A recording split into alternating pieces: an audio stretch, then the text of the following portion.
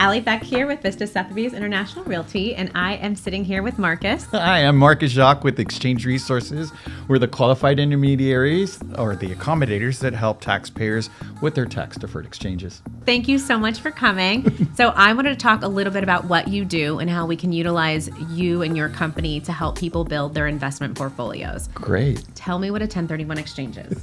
Well, a 1031 exchange is a 105-year-old provision that the IRS gives investment owners of real estate so that they're able to defer, not cancel, not avoid, not loophole around their capital gains tax and pay it later. So capital gains tax, I know that you're exempt to a certain amount if it's your personal primary residence. So we're talking about deferring capital gains tax on investment properties only. That's correct. So tell me the check marks that you have to do in order to qualify for a 1031. Well, in order to qualify you and your property, you must have held it for, and what I mean by held is declared it on your taxes as a investment property for 2 or more tax years, long term, right? And then that's one of the first rules, the basic rules. And then the intent, it's your intention to sell that one and replace it with another property at equal or greater value that's also going to be used for business or investment. And the third is the tax structure. The tax structure must stay the same. The taxpayer who's on title for the relinquished property must be the same taxpayer on the replacement property. Okay, got it. It's a tax transaction. So how long do I have, because I know that there's a window, right? So if I identify, how long do I have to identify my up leg? Well, this is where it gets kind of tricky. It's not a sale and it's not a purchase. Okay. It's a transaction in order to defer capital gains taxes. And it starts when you go into escrow for the relinquished property. Okay. We need to be assigned to that escrow and assigned to that property, because if the money were to stay in escrow, the IRS considers that used and therefore taxable. Oof. So we need to be set up so that when it closes, we as the qualified intermediaries or the accommodators, if you will, are the ones that receive the funds from the closing. Got it. And it's at that closing that we start the 180-day timeline, weekends and holidays count, Okay. that you have to complete the exchange by closing on the replacement property or properties. So you have to be closed at the end, but before the 180 days. Before the 180 escrow days, first. right. So if someone were to want to do a 1031 exchange, at what point would they need to contact you? How much notice would you want? We want at least 2 weeks before they close. We need to be attached to that escrow. We need to be appendaged to that escrow. Oh, I would say that it would be 2 weeks before you open on the house that they're selling, just so you have some Yes, prep. I mean, we like some time, right? We like some time, but we definitely need to be on the involved in the escrow, Right. when they go into escrow, so that when they close, the funds are sent to us. Got it. It's at that point that we start the timeline for completing the exchange, the 180-day calendars. Awesome. Okay. So it's upon the closing, Right. right? Now, there's this other 45 days that starts. It's the first 45 days of those 180 days that is called the identification period. By day 45, if they haven't completed the exchange, they must identify in writing 3 properties, up to 3 properties that they will close on by day 180. So on day 45, that list gets locked. Oof. It must be one of those properties. Okay. Now, there have been some misconceptions with it.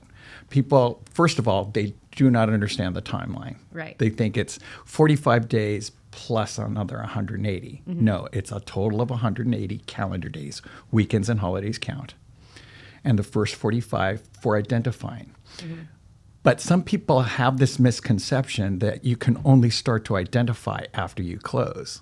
Ooh, oh, no, but you can identify it. You can identify, and you can actually be in escrow simultaneously. Ooh, that sounds ideal. So it's all about making it ideal, right? So as long as the relinquished property closes first. Got it. Okay. That sounds easy enough. So if I were to remember 4 things that are most important about 1031s, what would they be? There would be like-kind property, Got it? equal or greater value. Whatever you sell for, you must replace for at the same value or greater. Okay. Tax structure, the way the tax person is on title. Okay. must be the same way as it's going to be on the replacement property. So if it's held in an LLC, it needs to be purchased in that same. That's correct. Got it. Correct. And then fourth would be adhere to that strict timeline. So once you know that a person qualifies for the 1031 exchange, the very next question you can ask is, have you started your shopping early? Okay. You know, have you started shopping? Can I help you with the shopping? And can I be used? Would you like to contract with me to be your buyer agent as well? Got it. Okay. Thank you. One other question that I wanted to ask you. So I know there's a lot of buzzwords in real estate when you're building your portfolio. 1031 is one of them, and DST is another. So DST is, a Delaware Statutory Trust, and I want you to tell me a little bit about that. Well, the Delaware Statutory Trust qualifies as like-kind property, right? Property that you're going to use for business or investment purposes, right? Now, we're all familiar with the REIT, the Real Estate Investment Trust. That's known as the Maryland Statutory Trust. With the REIT, an investor has stocks and shares. That's property. It's not real property. Right. With the Delaware Statutory Trust that was created in 2004 as like-kind property, that value that you sell, you can replace for interest. You go on the grant deed in another investment, like a pooled investment. They're called blue chip grade, investment, like your triple net commercial. Okay. So we're talking about your dollar store generals, your residential commercial. We're talking 200 doors or more, right? You are going on there as an owner, as an interest owner, whatever for that amount that you have. Okay. They're very, very popular now, Right. because of this great wealth shift that is currently underway. Yeah. $23 trillion worth of real estate has been held by the baby boomer generation, which I missed by 4 months, and and the silent generation, our parents. Right. Right. They have amassed over $23 trillion in real estate that coming up, because they're starting to retire, Right. is either going to be transferred, repositioned, inherited, or going to Uncle Sam due to poor planning. We don't, right? Love Yeah, Love right. America, but- My grandfather used to say, render unto Caesar what is due Caesar, not a penny more. Oh, Right? I love all your family isms. This is great. I need to start writing all of them down. Yeah, so there is this, they have accumulated this wealth, and now it's a question not so much as growing that wealth, it's preserving it. Right. They're experiencing, this demographic is experiencing management fatigue. They're tired of tenants, toilets, turnover, and California tenant laws, right? So they need to do an exchange because they need to get into something that's easier to manage, but they don't want to exchange one headache for another. Right. So they would be able to go into a DST. Okay. Now, there are registered representatives that help identify these DST investments. Now, Can you tell me just a couple of the companies that most people would know, and as a DSP, some of the big? I don't have them. That's not my expertise. Okay. Like, we work with these colleagues, but we're talking about investments that are like your major commercial, residential, like 200 doors or more. Your dollar store general. Your some holdings are student housing.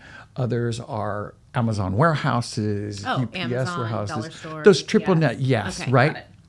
So there's blue chip grade commercial realtors or brokerages that handle these investments, that purchase them for 5 years. So you must hold that investment for 5 years, after which point it matures, and you can either sell and go back into other real estate or go into another DST. So with 1031, your rule of thumb is 2 years, and with the DST, it's 5.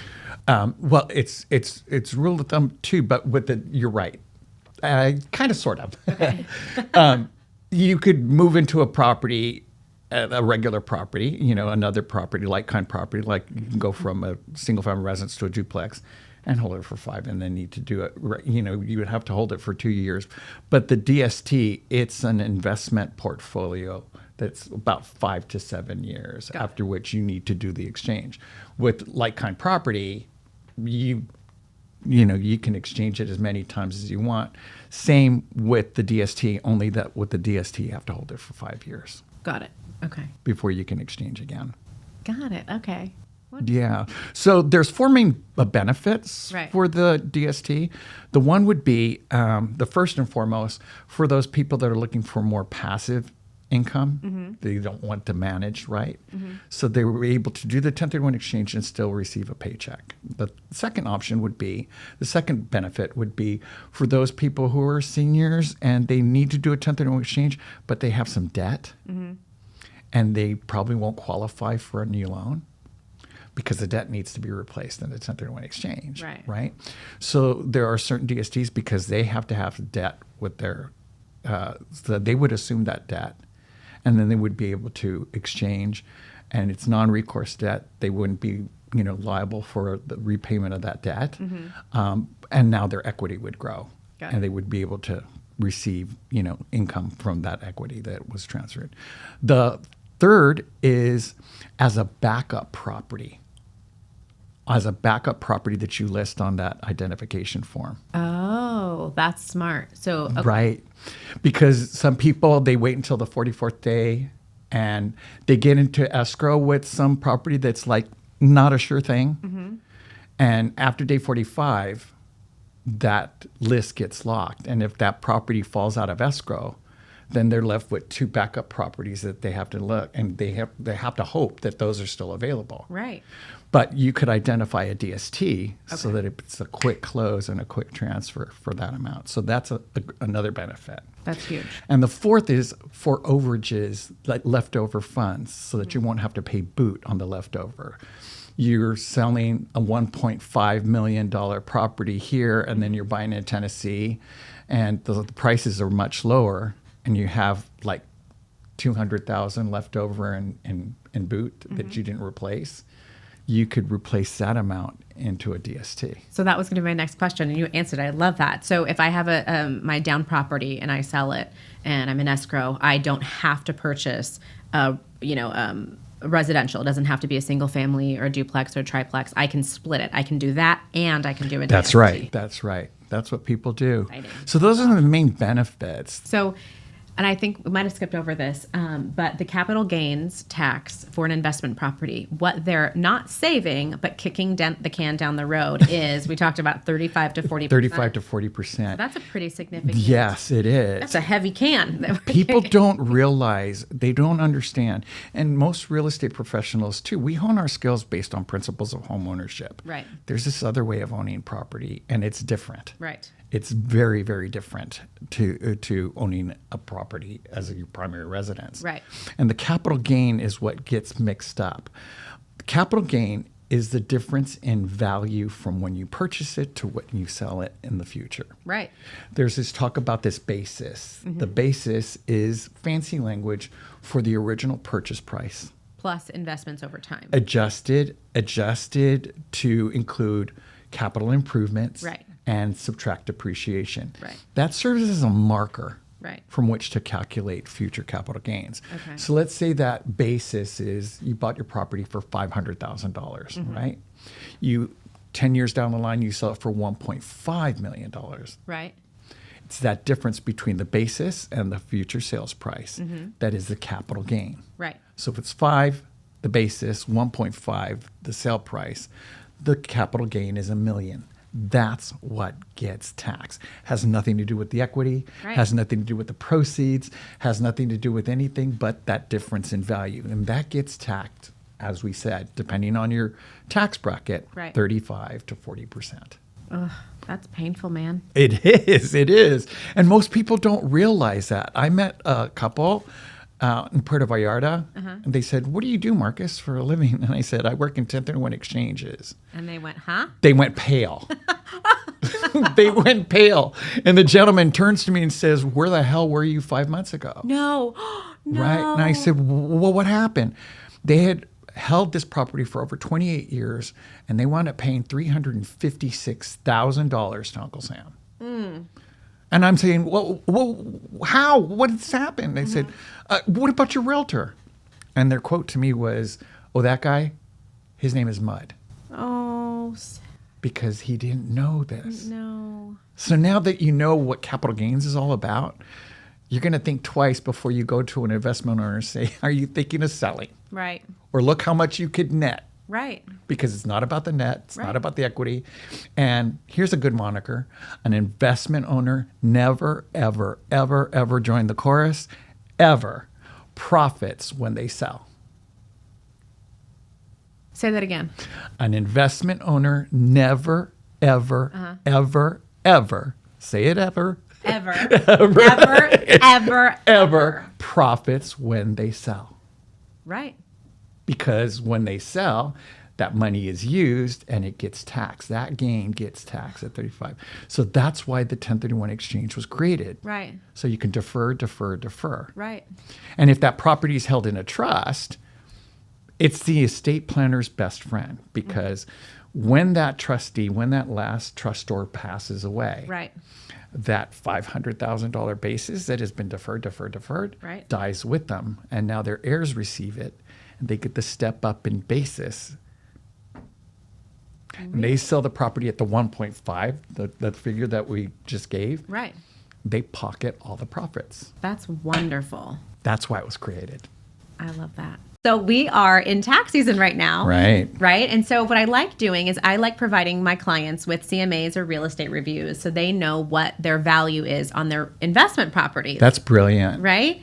I really would like them to get the most accurate information instead of leaning into some of those real estate websites, but actually getting someone that's doing it manually and has been in a lot of the houses that are around their surrounding properties. That's a great vehicle to do. Right. That's a vehicle to use. That's a golden tool in your arsenal. I love it. That's and then great. they can take it to their CPA. Right. Right. And then they can know what their options are. And so they have any, and then if they have any questions, CPA is basically the doctor in this situation. And then they would go to you as, I think you mentioned, the anesthesiologist.